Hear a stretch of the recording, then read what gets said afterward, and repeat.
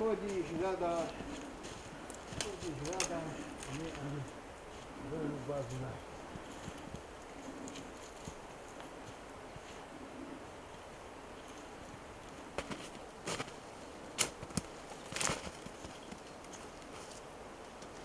Táto by aj bola, ale je vyďobaná od ďatľa.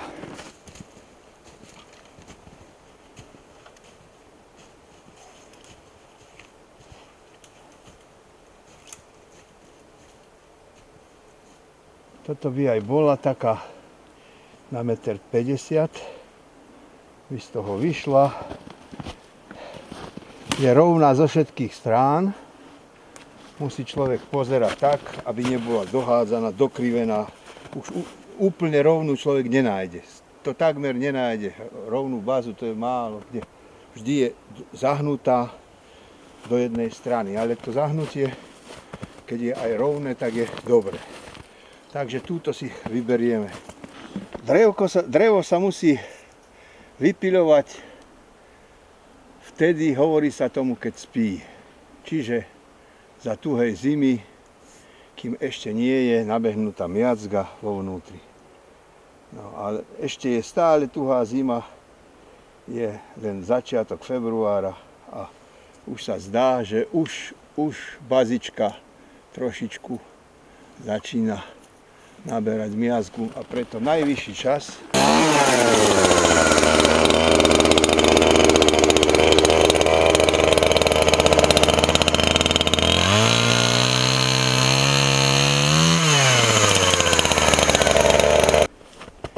No, aj toto, z tohto bude dačo. Buď bude spojnička, buď bude malá fujarka, buď bude koncovka, pekná, rovná, hladká.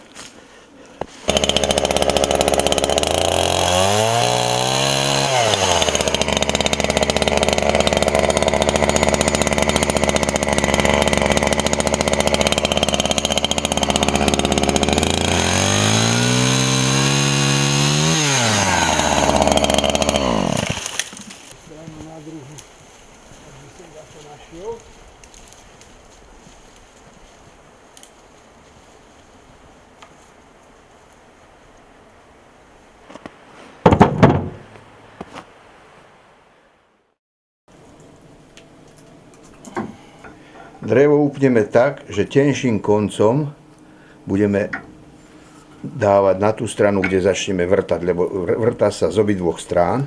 Čiže najprv musíme vždy vyvrtať tam, akože od spodu, čiže kde je tenšie drevo.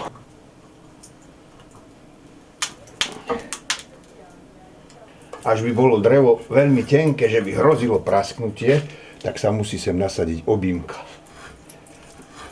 2, 3, 4, 5, 6 a von. No. Toto sú jediné vrtáky, s ktorými sa dá toto drevo vrtať, pretože iné nám všetké môžu ujsť vedľa.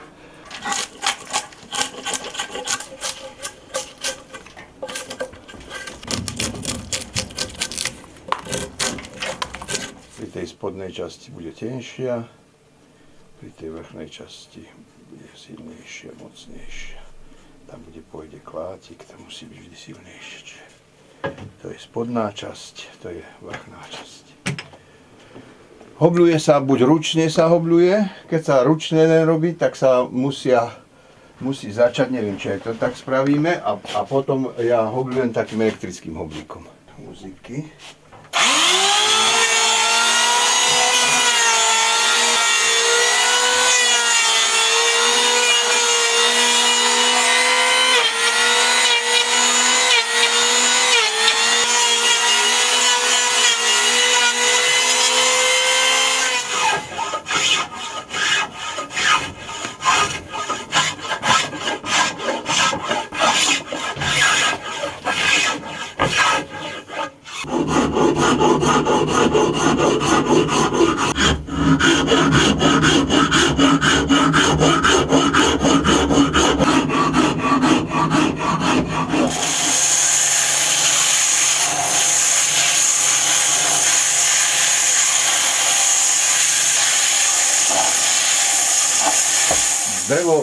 Drevo sme aspoň zhruba vyhladili, povyrovnávali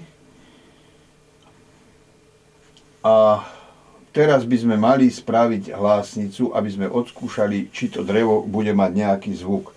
Pretože ak bude mať dobrý zvuk, tak budeme prispôsobovať potom celý ten jeho povrch tomu dobrému zvuku a až to drevo zvuk mať nebude, tak z toho bude fujarka len taká nejaká na zavesenie a nie na využívanie aj na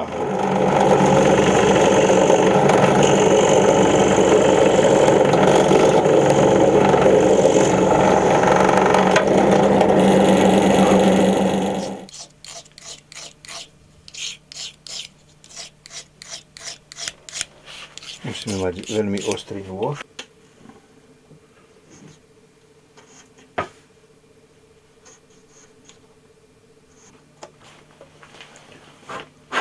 Aspoň trošku, aby to malo hrany.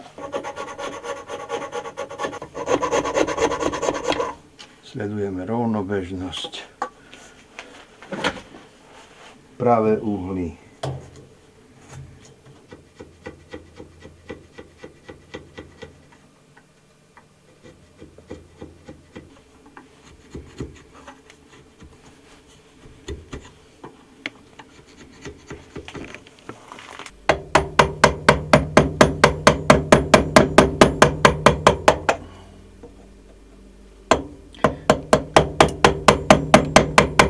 Nemôžeme ísť až na samý kraj, lebo by sa nám to mohlo zalomiť. Že by sme to spravili tenšie, tak by mohlo sa stať to, že už potom by sme museli skracovať.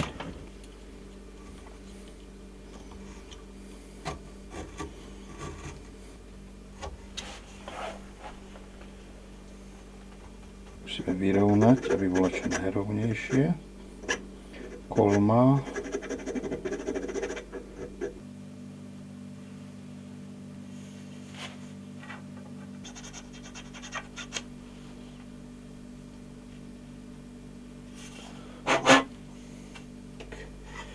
Klátik sa robí z lieskového dreva, no a musí sa napasovať pomerne presne.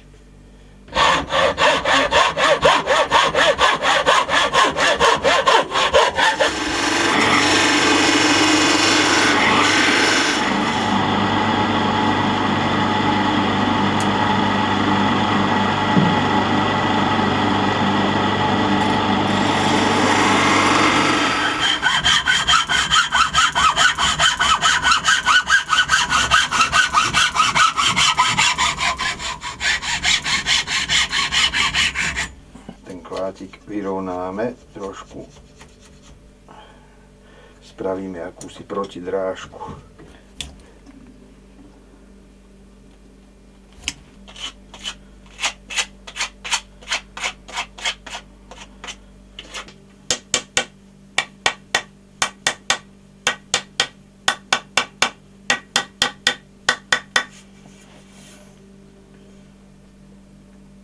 Musí ísť až na úroveň toho okienka.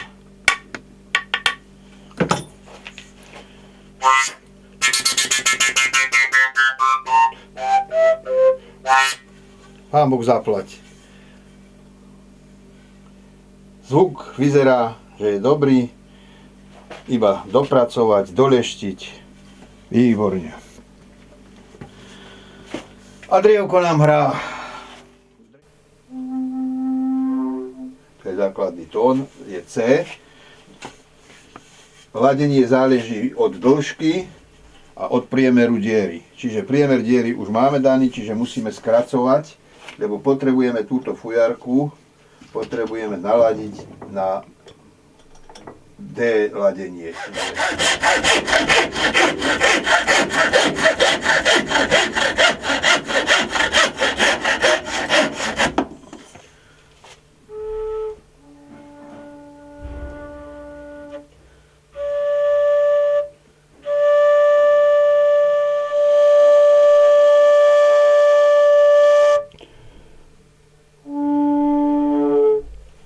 Dobre. Ani raz bičíkom. ani raz bičíkom. Čiže máme naladenú, môžeme robiť.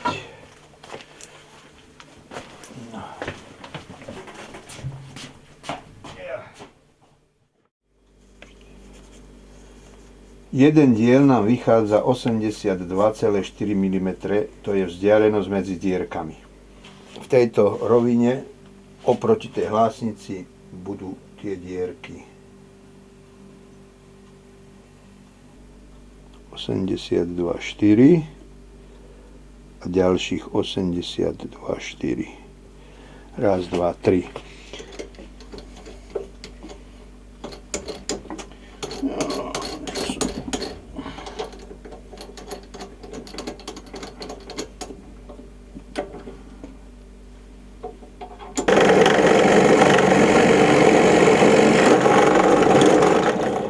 Toto je navrtané 12. Presne tak, ako sme vrtali veľkú fujarku, tak aj toto je navrtané, len akurát už mám také drievko hotové. No a k tomuto prispôsobíme presne túto spojničku.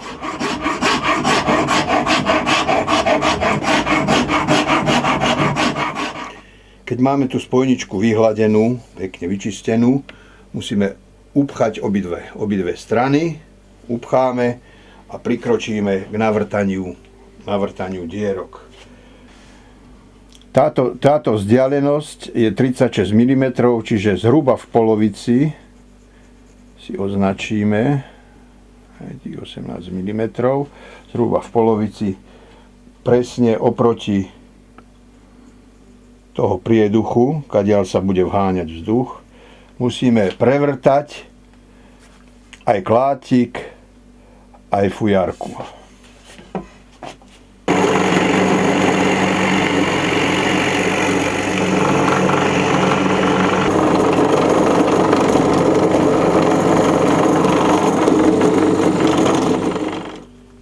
Bez úrazu, lebo zvykne prasknúť ten klátik, keď je už maličký, tak tie dieročky sa musia robiť menšie. Toto všetko robíme tou osmičkou, ako sme tam robili, keď tu máme upnutý takýto vrták.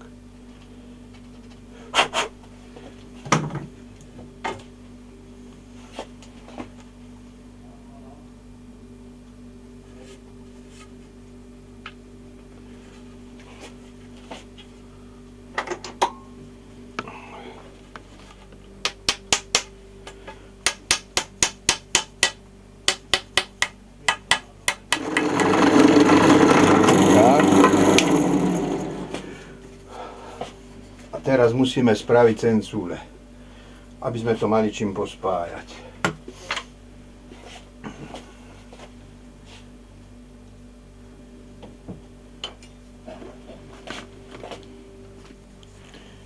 To sú také jemné konáriky z bazy tiež, ktoré sa musia opracovať. Musí tu byť určité predpätie, hej, aby nám to dobre sadlo, aby nám neuchádzal vzduch.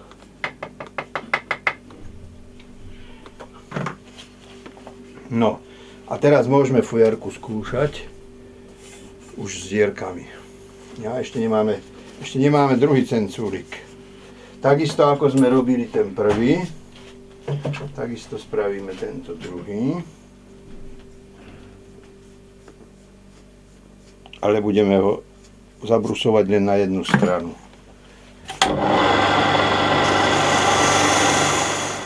Pasuje presne. Dobre, musí byť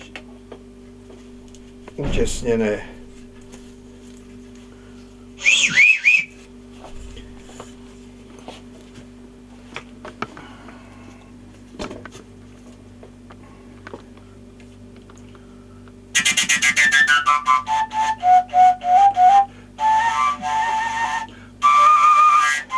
Teraz vieme, že fujarka nám ladí, dierky sú dobre navrtané, môžeme pristúpiť k povrchovej úprave.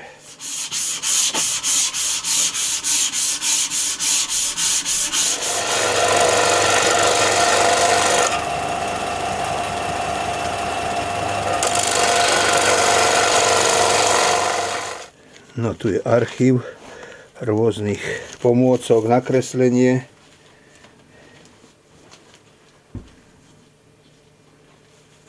Môj starý otec vyrábal pišťalky. On bol dedinský kováč na Detvianskej hute a on vyrábal píšťalky a ja som tie píšťalky nosieval za kravami furt. Tak nebol on takým veľkým výrobcom, ale vždy zo pár kúskov spravil a mal obrovskú radosť, keď mohol komu dať. Za 10 korún to dával, lebo on vždy chcel na pálenku. Tak za 10 korún. Také čisté biele nezdobil. Tak on popri svojej robote ani nemal na to čas, ale aj zahral. No a zvlášť, my sme mali krčmu dakedy. Ešte aj tak v tej krčme už pred chlapmi sa predvádzalo, už keď zahral na píšťalke, tak už no, dokážeš to, ty no, že ukáž, či to dokážeš. A už tak no ja som s tou píšťalkou si chodil za kravami.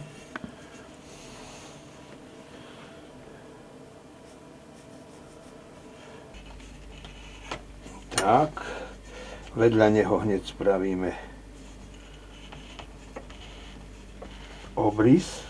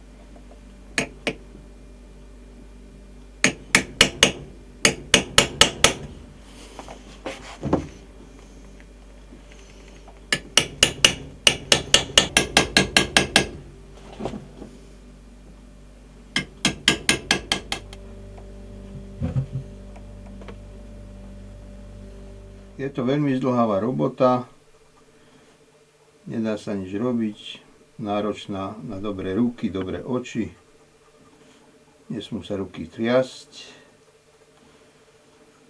oči musia dobre vidieť, čiže musíme mať aj osvetlenie dobre na to.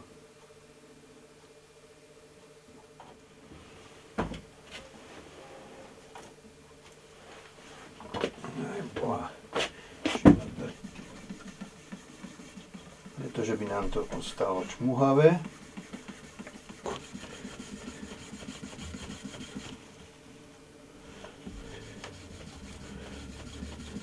Sme boli v Písku na taký medzinárodný folklórny festival, tam bol.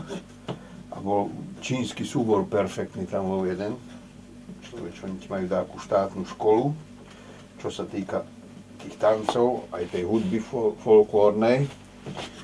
A oni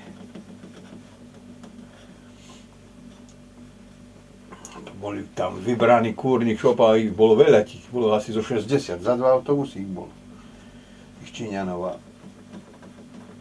to ešte aj výška, aj ona, tie dievčatá, tie tanečnice, to je ako jedna namaľovaná výška, rovnaké vlasy, všetko to. My sme tu boli s Krtíšanom, a nám 4 páry, alebo čo, a dačo z Krtíšančeka bolo. No a im sa strašne páčila fujara, vieš, a žena vravila, že nedaj im do ruky, lebo za chvíľu z Číny nám budú chodiť fujary. Lebo sa hovorí, neviem, či som ti vravel, či som to dade čítal, alebo videl, že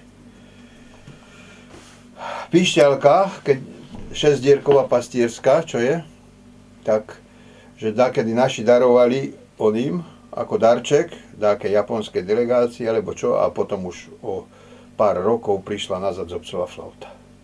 Oni dorobili, pastierská má 6 dierok, oni dorobili celú oktávu, 8, túto jednu dierku, túto jednu, aby sa naraz dala hrať. Trošku presnejšie sa to doladilo a už je zobcová flauta.